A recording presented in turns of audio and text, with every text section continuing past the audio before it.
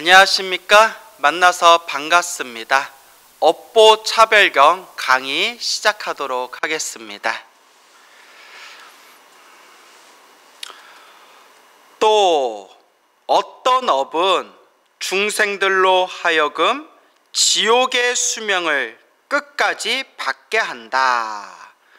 지옥의 수명을 끝까지 받게 하는 업은 무엇인가? 이제 그 부분에 대해서 이야기하고 있습니다.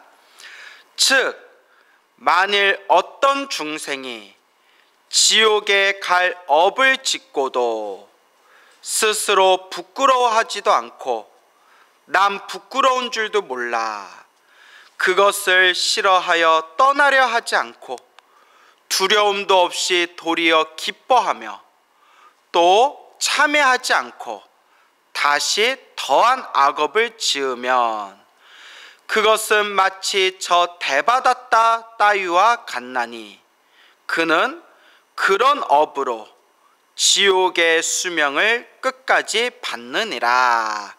여기 대받았다 같은 자와 같다라는 표현이 나오죠. 대받았다는 우리 부처님의 생애에 보면 부처님의 제자였는데 스스로 교만심과 자만심에 빠져서 부처님을 반역했던, 그 부처님을 암살하고 부처님을 이제 반역하고 부처님을 거부하였던 그런 이제 아주 흉악한 그런 사람이 있었습니다. 그래서 또 다른 한역 경제에서는 조달이라고 나와요. 조달이라고 나오고요. 그 이제 산스크리트어로는 대받았다 이제 이렇게 표현을 하는데, 자, 이와 같이 아주 무서운 악업을 지었기 때문에 이 대받았다는 살아있는 채 지옥에 떨어졌다고 합니다. 살아있는 채 땅이 갈라져서 지옥에 떨어졌다.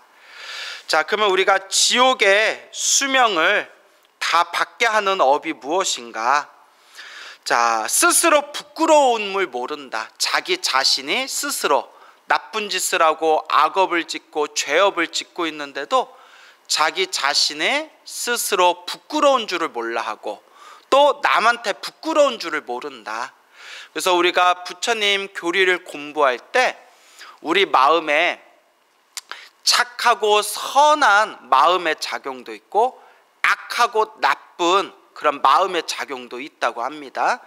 그 중에서 착하고 선한 마음의 작용 중에 중요한 것이 바로 요 부끄러워하는 마음이라고 합니다. 부끄러워하는 마음이 있어야 내가 이런 짓을 저지르면 안 되겠구나, 내가 이런 죄업을 저지르면 안 되겠구나, 이렇게 스스로에 대한 이 부끄러움의 에너지가 우리가 선업을 짓고 악업을 막아내는 데 있어서 아주 강력한 힘을 발휘한다고 합니다. 그래서 부끄러움. 근데 우리 주변에 보면 이렇게 뭐 뉴스라든가 그런 세상에서 일어나는 범죄라든가 안 좋은 일들을 이렇게 살펴보면 이런 부끄러움 없는 사람들이 굉장히 많죠. 부끄러움이 없는 사람들. 그래서 이렇게 스스로에 대해서 부끄러워할 줄 모르고 남에 대해서 부끄러워할 줄 모르는 그런 사람들, 선천적으로 그러한 부끄러움을 모르는 그런 감성을 타고난 사람들이 있답니다. 그래서 그런 사람들을 우리가 흔히 뭐 소시오패스니 사이코패스니 그런 표현도 쓰죠.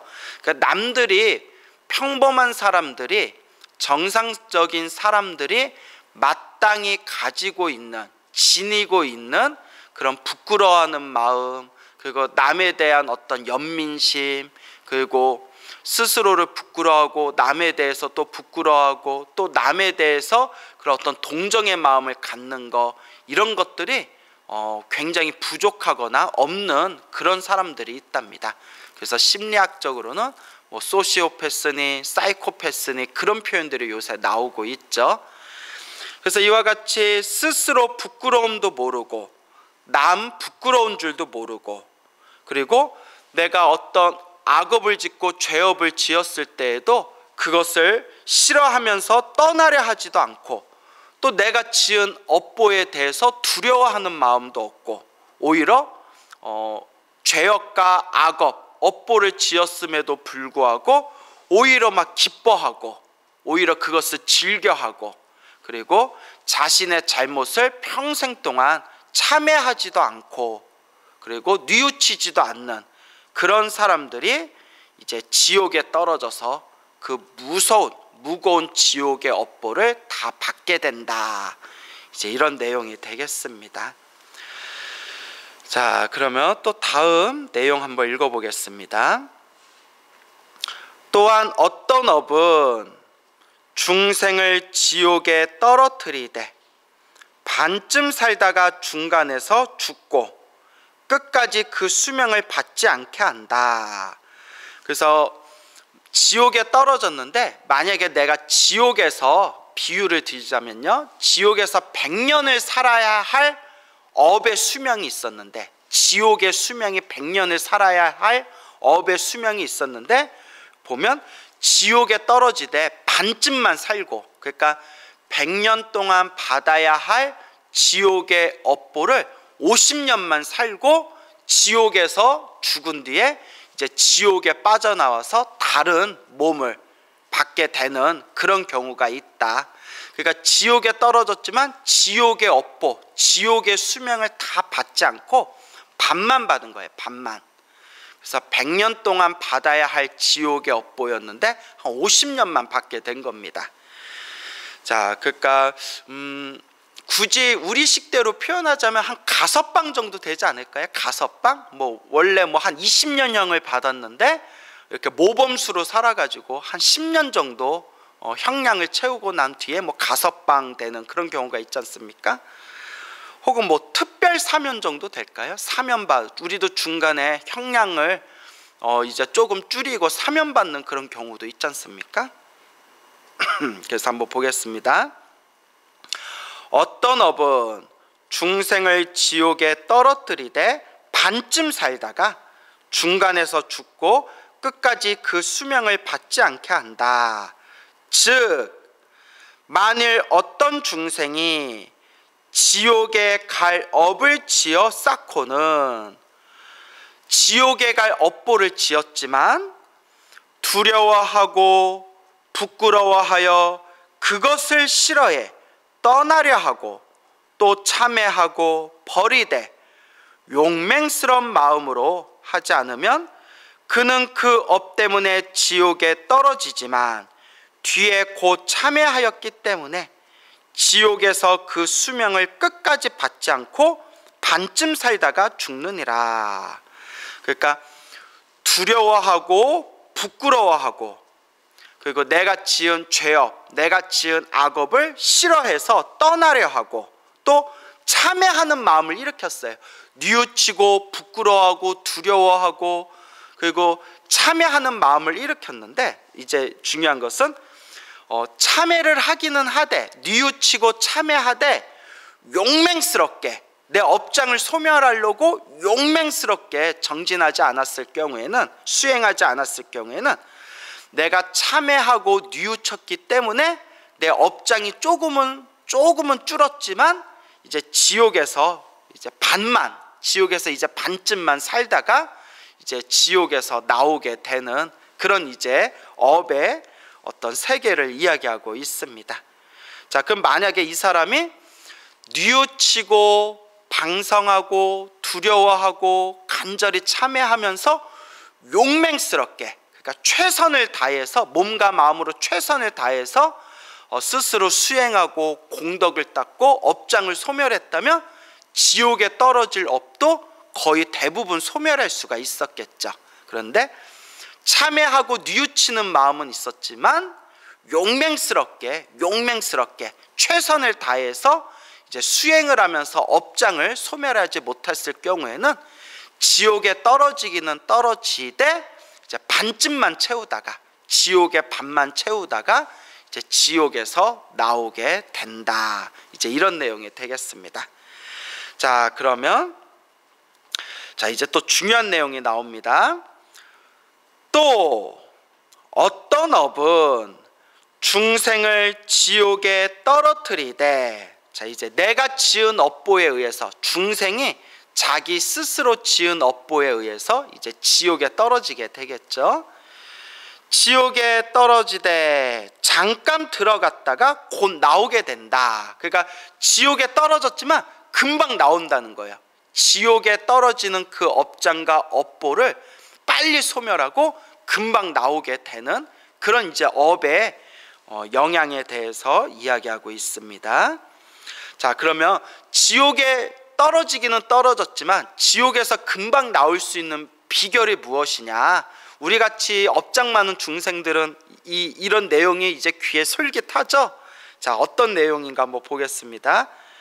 즉, 만일 어떤 중생이 지옥에 갈 업을 짓고는 두려워하여 용맹스러운 믿음을 일으키고, 용맹스러운 최선을 다해서, 몸과 마음으로 최선을 다해서 이 불법승 삼보 부처님 가르침에 대한 믿음을 일으키고 부끄러워하는 마음을 내며 그것을 미워하여 내가 지은 죄업과 내가 지은 그 악업, 업장, 업보를 미워하여 싫어하여 버리고 간절히 참회하여 뉘우치고 참회하여 다시는 그 죄를 짓지 않으면 그것은 마치 저 아사세 왕이 그 아버지를 죽인 죄와 같나니 그는 잠깐 지옥에 들어갔다 고 해탈을 얻게 되느니라. 그러니까 내가 지옥에 떨어질 무거운 업보를 지었다 하더라도 용맹스럽게 최선을 다해서 몸과 마음으로 수행을 하고 공덕을 닦고 내 업장을 소멸하게 되면 혹 지옥에 떨어졌다 하더라도 금방 나오게 될 것이다. 그런 이제 내용이 되겠습니다.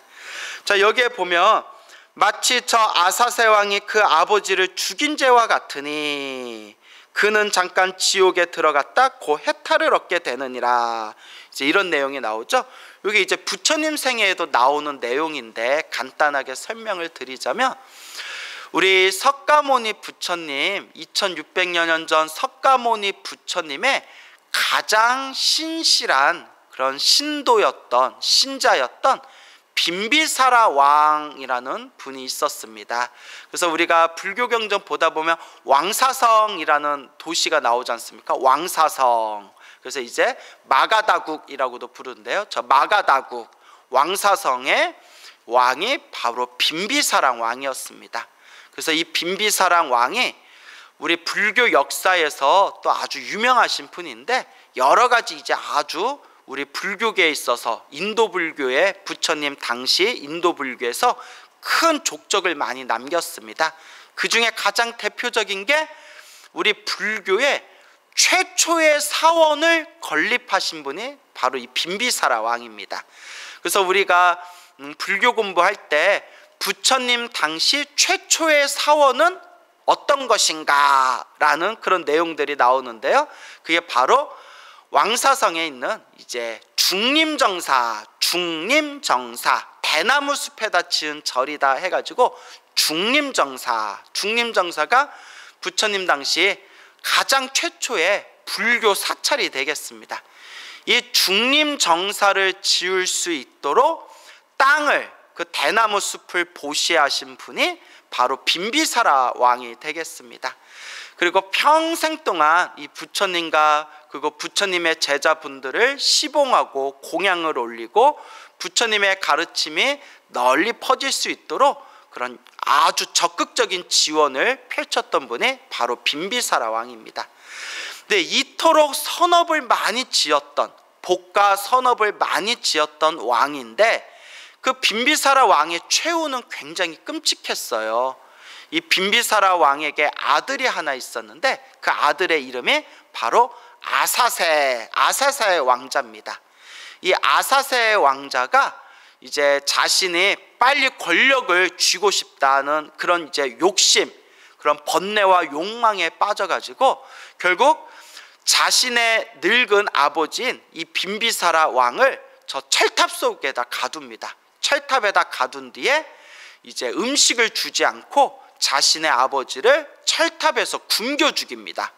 야, 정말 그놈도 참 사이코패스예요 진짜. 어떻게 자기를 낳아주신 자기의 아버지를 탑에다 가둬가지고 굶겨 죽일 수가 있습니까? 정말 입에 담기도 정말 끔찍한 이야기입니다.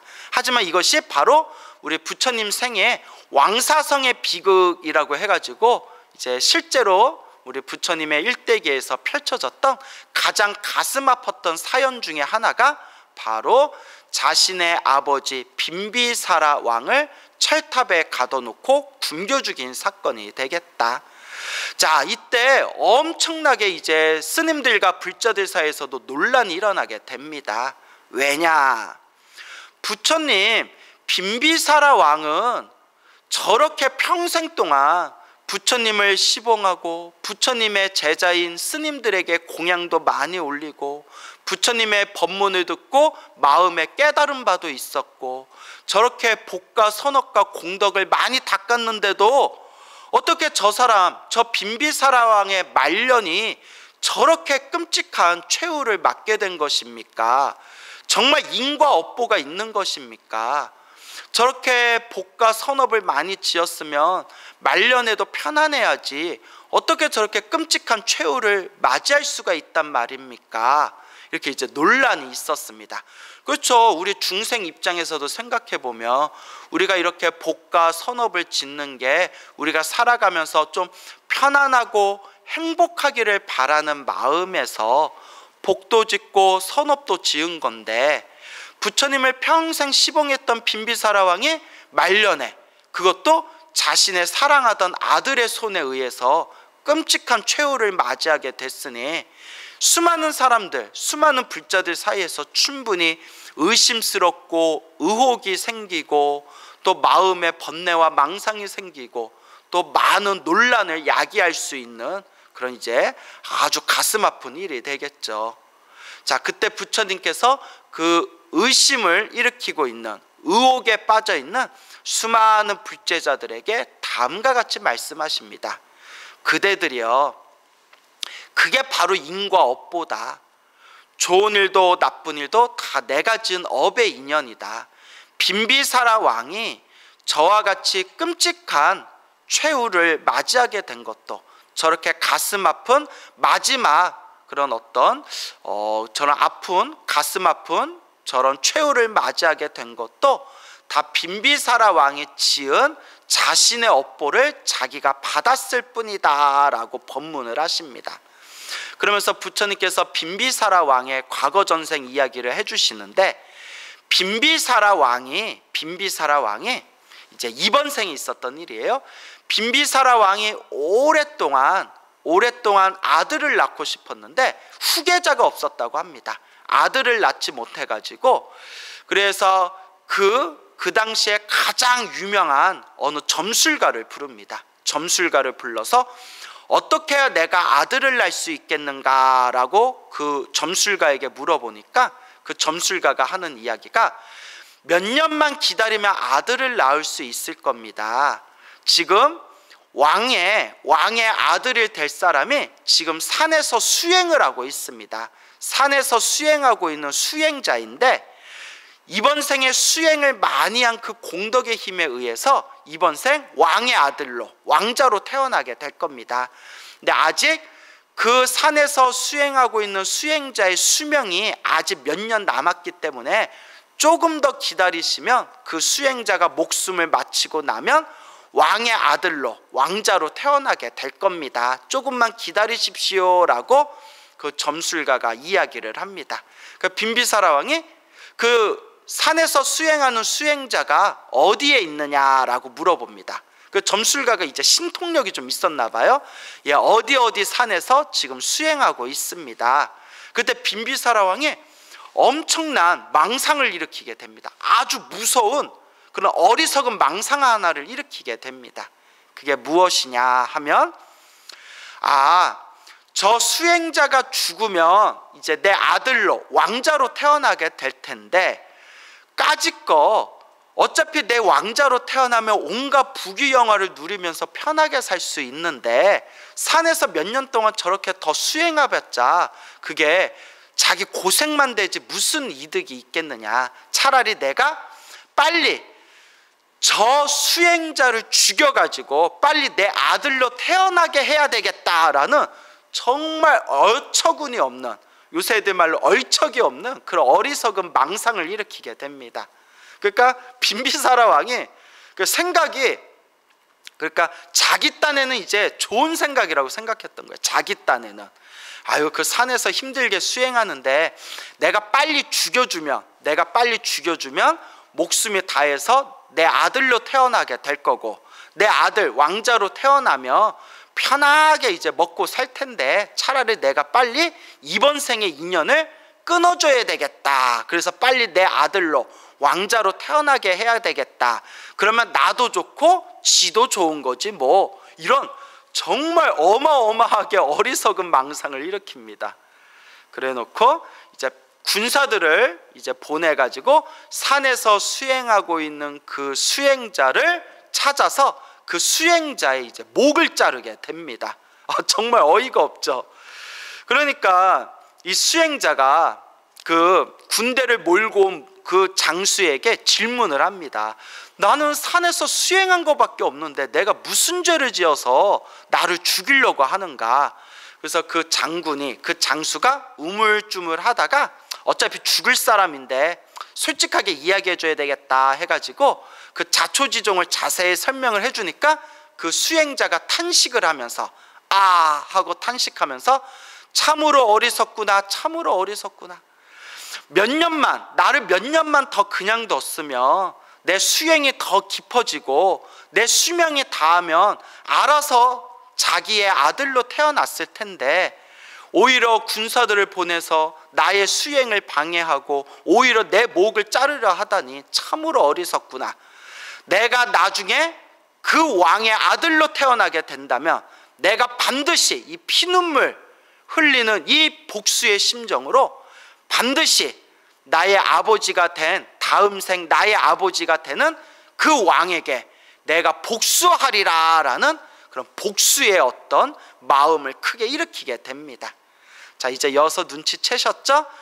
그렇게 목이 잘리고 죽은 그 산에서 수행하던 수행자가 빈비사라 왕의 아들로 태어나게 되었으니 바로 그 아들이, 전생에 목이 잘린 수행자인 그 아들이, 빈비사라 왕의 아들이 바로 아사세 왕자가 되겠습니다.